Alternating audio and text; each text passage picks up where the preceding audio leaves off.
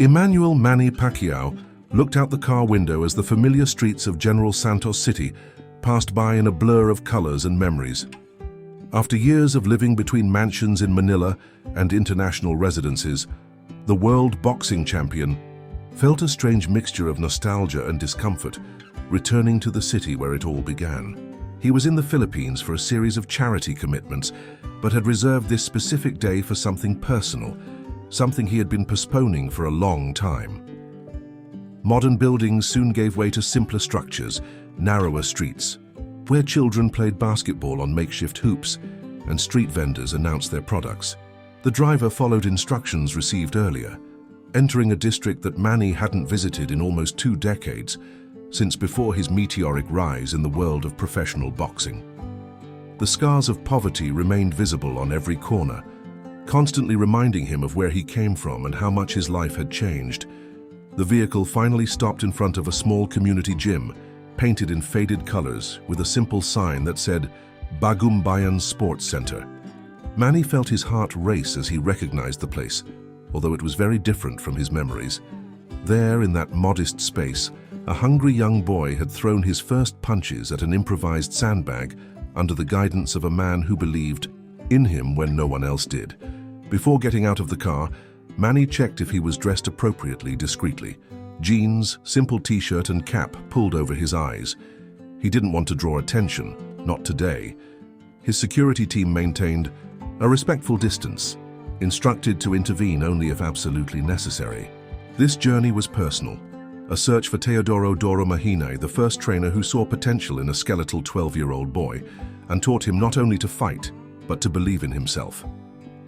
What Manny didn't know, as he walked toward the old gym, was that his search would take an unexpected turn. The information obtained by his team indicated that Coach Doro had left the gym many years ago, after a series of personal and financial difficulties. The champion was determined to find him, not just to thank him, but to somehow repay everything that man had done for him when he had absolutely nothing to offer in return. The gym was almost empty at that hour of the morning, with only a few young men training on equipment worn by time.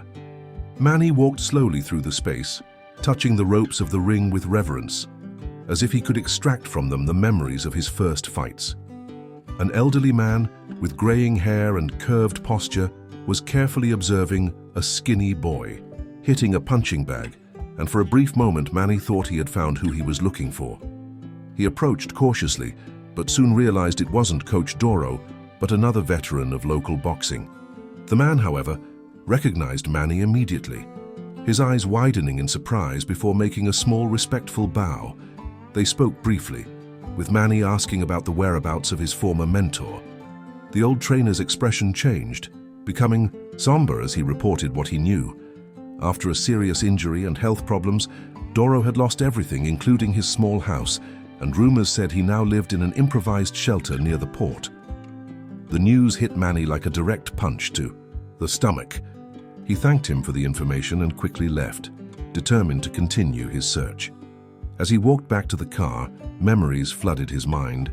Doro waking him before dawn for morning runs, teaching him to correctly position his feet, selling personal belongings to buy decent gloves for his young pupil, and above all, tirelessly repeating that Manny had something special, something the whole world would see one day. On the way to the port, Manny reflected on how life had taken such different paths for him and his first mentor. While his career had elevated him to unimaginable heights, 8 world titles in different categories, millions of dollars in prizes, mansions, luxury cars, global recognition, the man who had planted the first seeds of this success apparently struggled just to survive. Guilt weighed on his shoulders, questioning why he had never looked for Doro before, why he had allowed contact to be lost during his meteoric rise. The driver navigated the narrow streets leading to the port of General Santos, an area known for its poverty and makeshift dwellings. Manny observed through the window the precarious conditions in which many people lived, a reality he had intimately known in his youth and which now, despite all his power and influence, continued to be the harsh reality for so many Filipino compatriots. He was determined to find Coach Doro, regardless of how long it took or the difficulties he encountered along the way. The port of General Santos pulsated with activity under the scorching midday sun. Fishermen unloaded their catches while merchants negotiated prices loudly. Manny, with his cap pulled over his eyes and dark sunglasses, blended into the crowd as his gaze scanned every corner for information. He had temporarily dismissed his security, keeping only one discreet guard at a distance, as he knew their presence would draw unwanted attention and make it difficult to search for someone who probably lived on the margins of society. After hours of cautiously asking about a former boxing trainer named Teodoro Mahine, Manny was directed to a small community of makeshift dwellings built with discarded materials, extending in an area away from the commercial port.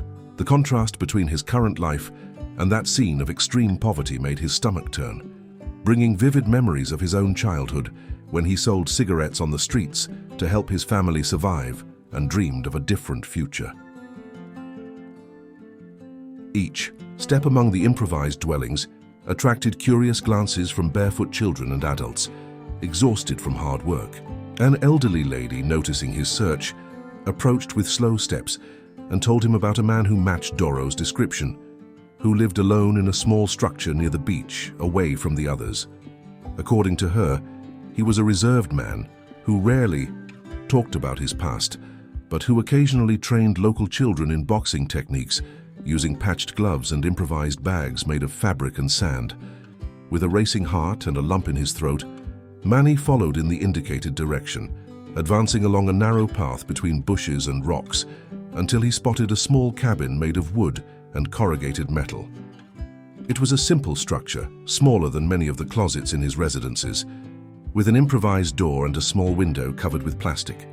A line with some faded clothes extended to the side, swaying gently with the sea breeze, and near the entrance, a small homemade punching bag hung from a tree. Manny stopped a few meters from the cabin, frozen by emotion and uncertainty. So many years had passed, so many things had changed. He didn't know what he would say, how he would explain his absence, or if Doro would even recognize him, or worse, if he would resent him for the abandonment. As he contemplated his next step, the cabin door slowly opened and an elderly man emerged, leaning on an improvised cane. Even at a distance, Manny immediately recognized the broad shoulders, now curved by time, and the unmistakable profile of the man who had once been his greatest hero. The old trainer sat on an improvised bench made of boards and blocks, looking at the horizon where the sky met the sea. Manny observed him for a few moments, noticing how time had been merciless with his former mentor. Teodoro Mahine, once a man of imposing presence and inexhaustible energy, now seemed fragile, with a face marked by deep wrinkles and completely white hair. He wore worn but clean clothes, and his hands, which once held the gloves of a young dreamer, now trembled slightly as they adjusted the cane beside him. With his heart pounding, Manny finally gathered courage and walked toward the cabin. As he approached, he noticed that Doro was not alone. A skinny boy of approximately 10 years sat at his side, listening attentively as the old man gestured, apparently explaining some boxing technique. The scene was a mirror of the past, as if time had made a complete circle. And for a moment, Manny saw himself in that boy, absorbing every word of wisdom as if it were gold. When he was just a few steps away, the old trainer raised his gaze, frowning, against the afternoon sun. His eyes, still penetrating despite his age, fixed on Manny with an initial expression of confusion that slowly transformed into recognition. The boy at his side noticed the change in the elderly man's posture and followed, his gaze curiosity stamped on his young face. For long seconds, no one moved or spoke, as if time had frozen in that unexpected reunion. Doro slowly stood up, leaning heavily on his cane, his eyes never leaving the face of his former pupil. There was no need for words. Recognition was clearly visible in his sharp gaze, which had observed countless combats and identified countless talents over decades. A shy smile began to form on his dry lips as silent tears ran down his wrinkled cheeks. He showed no surprise, as if somehow he had always known this day would come. Manny felt his own tears springing forth as he moved closer, removing his dark glasses to fully reveal his face. The small boy at Doro's side widened his eyes in sudden recognition, but remained silent, witnessing a moment that clearly transcended his understanding. When they were finally face to face, separated by just a few centimeters, the old trainer extended his trembling hand and touched Manny's face, as if to confirm that it was not a mirage created by his aging mind, but indeed the boy he had once trained and who now returned as a man transformed by time and success. The two men sat side by side on the small improvised porch of the cabin, while the young boy, introduced as Ramon, had been gently dismissed to return later. The initial silence gradually gave way to a conversation that flowed like a dammed river, finally released. Doro told his story of the last 20 years, how he had continued training young boxers for some time after Manny's departure, how he had followed with growing pride each victory of his former pupil through newspapers and occasionally broadcasts on televisions in local bars. The old trainer's life had changed drastically after a stroke suffered 8 years before, which left him partially paralyzed on the left side and unable to work. With no close family and scarce savings, he gradually lost everything: his small apartment, his training equipment, and finally, his dignity. He ended up in the small, improvised cabin, surviving on a minimum government pension and occasional work as a night watchman when his health allowed. Despite the difficulties, he never stopped following Manny's career, clipping every newspaper article he could about his fights, storing them like treasures in a rusty metal box. Manny listened with a heavy heart, blaming himself for not having looked for his mentor before. Doro, perceiving this, shook his head in denial, explaining that he had purposely kept his distance, never attempting contact. His pride did not allow him to appear in his former student's life in a position of need, preferring that Manny remember him as the strong and confident trainer he had been, not as the fragile man he had become. Besides, he added with a melancholic smile, he had always known that one day Manny would return. It was just a matter of time. The afternoon advanced as they shared memories, laughing at old stories and shared moments at the beginning of Manny's career. The champion recounted his own struggles, not just in the ring, but with sudden fame, pressures, temptations, and difficulties that success had brought. He spoke about moments of doubt when he had wished for the guidance of his first mentor, and how he frequently wondered what Doro would have advised in difficult situations. He confessed that, in many crucial moments of his career, he had imagined the old trainer's voice in his mind, guiding him. As they talked, Manny discreetly observed the conditions in which his former mentor lived. The cabin was clean and organized, but extremely precarious. The metal roof presented several points of rust, probably allowing rainwater to enter during storms. A small table with basic kitchen utensils, a mat on the floor that served as a bed, some clothes hanging on nails on the wall, and the metal box with newspaper clippings constituted practically all the belongings of the man who had once been his guide and protector. The sun was beginning to set when Doro, with visible hesitation, asked permission to show something to Manny. With slow and careful movements, he entered the cabin and returned with an old pair of patched boxing gloves. The champion recognized them immediately. They were the first decent gloves he had used, bought by Doro after the trainer sold his own watch to get the money. The old man explained with a choked voice that he had kept them all these years as a reminder of the boy who had been like a son to him, and as proof that his sacrifices had been worth it. As night approached, Manny noticed that Doro was beginning to show signs of fatigue, but the old trainer insisted on continuing the conversation, as if he feared that, once interrupted, they would never have the opportunity to resume it. It was then that Manny, gathering courage, asked the question that had tormented him since he discovered his mentor's current situation.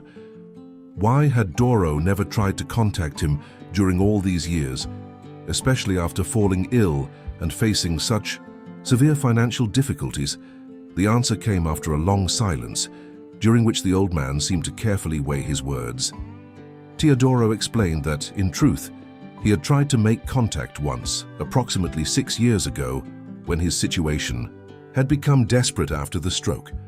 He had sent a letter to Manny's team office in Manila, briefly explaining his situation and asking only for an opportunity to see his former student again.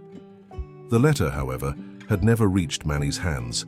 It had been intercepted by an assistant who, judging it to be just one among hundreds of requests for financial help from opportunists, had discarded it without even mentioning it to the champion.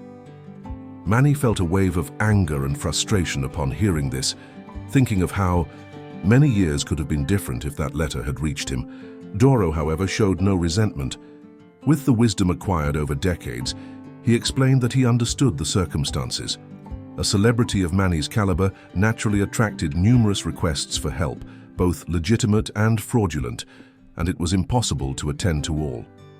After that frustrated attempt, he had decided not to insist, accepting his fate and finding peace in the simplicity of his current life.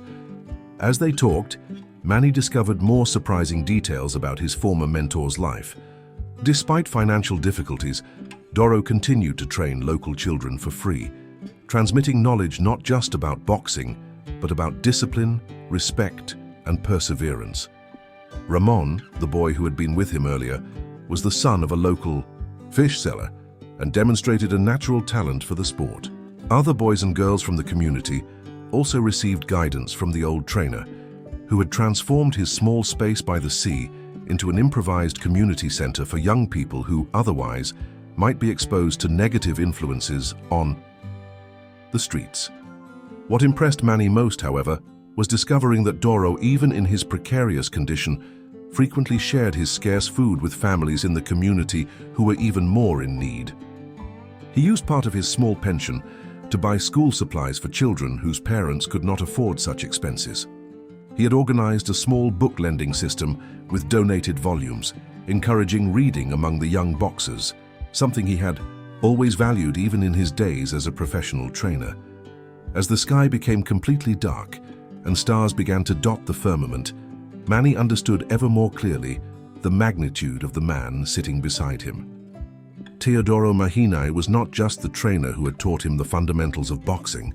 He was a living example of integrity, generosity, and inner strength that transcended material circumstances. Without any bitterness or self-pity, he had transformed his adversity into an opportunity to help others, remaining faithful to the same principles he had tried to instill in his pupils decades before.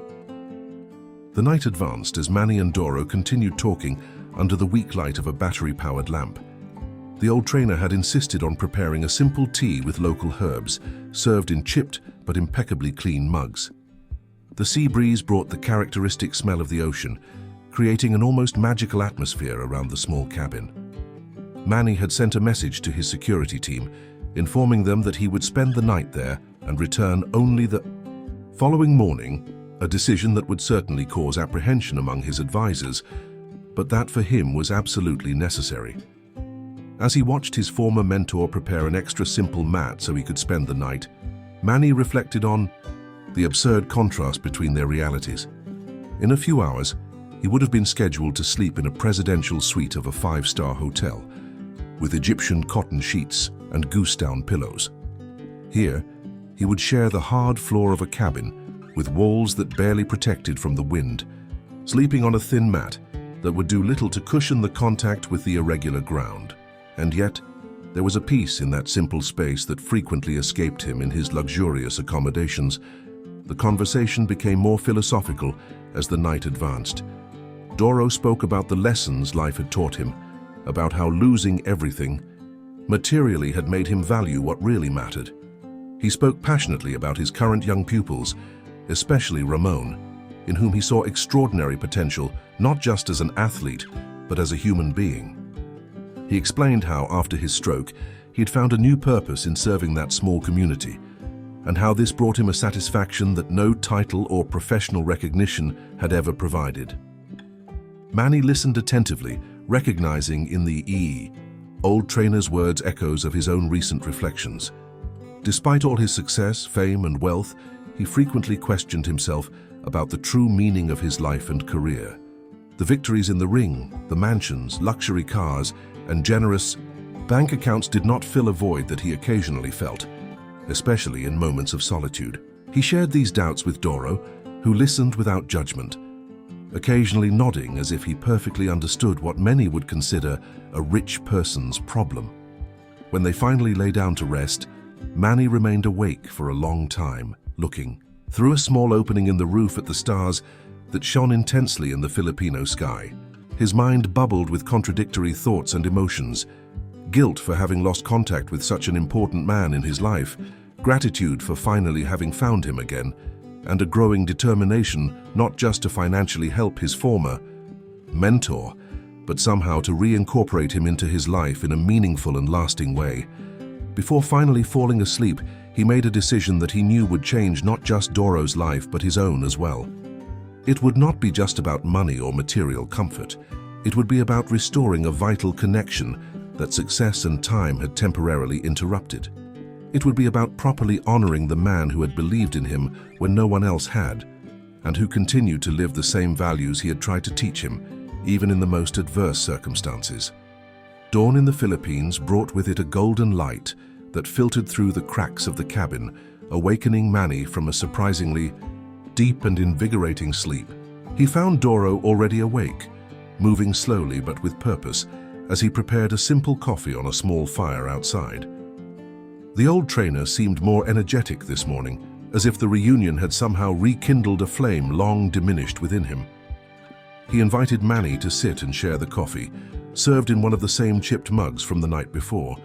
As they watched the sun rising over the ocean together, Manny finally shared the plans he had formulated during the sleepless night.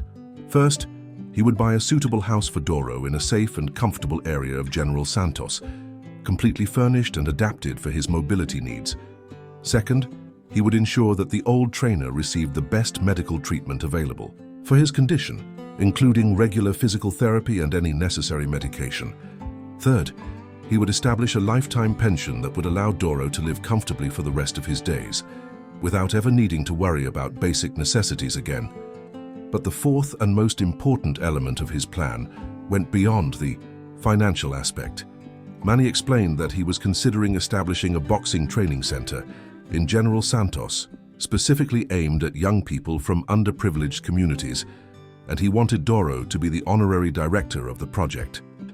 The center would not only offer technical training, but also educational, nutritional, and psychological support to young athletes. It would not be a charity institution, but a true human development center built on the same values that Doro had always defended: discipline, respect, perseverance, and humility. Teodoro listened to everything in silence, occasionally nodding but with an increasingly concerned expression on his wrinkled face. When Manny finally finished explaining his plans, the old trainer remained silent for long moments, looking at the horizon as if searching for the right words. Finally, with a calm but firm voice, he thanked his former pupil for his generosity, but explained that he could not accept everything that was offered to him. He would accept medical help, yes, as his deteriorated health prevented him from fully serving his community as he would like. He would also accept a more suitable house, as long as it was simple and close to the community where he currently lived, as he had built important bonds there. As for the pension and the role in the training center, however, Doro had his reservations. He didn't want a life of idleness and excessive comfort.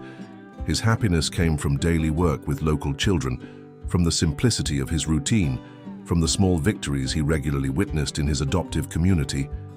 He proposed an alternative. He would accept a role in the training center, yes, but as a true active trainer, not just a decorative figure. And as for the money, he requested only enough to live with dignity and to expand the small community program he already informally developed.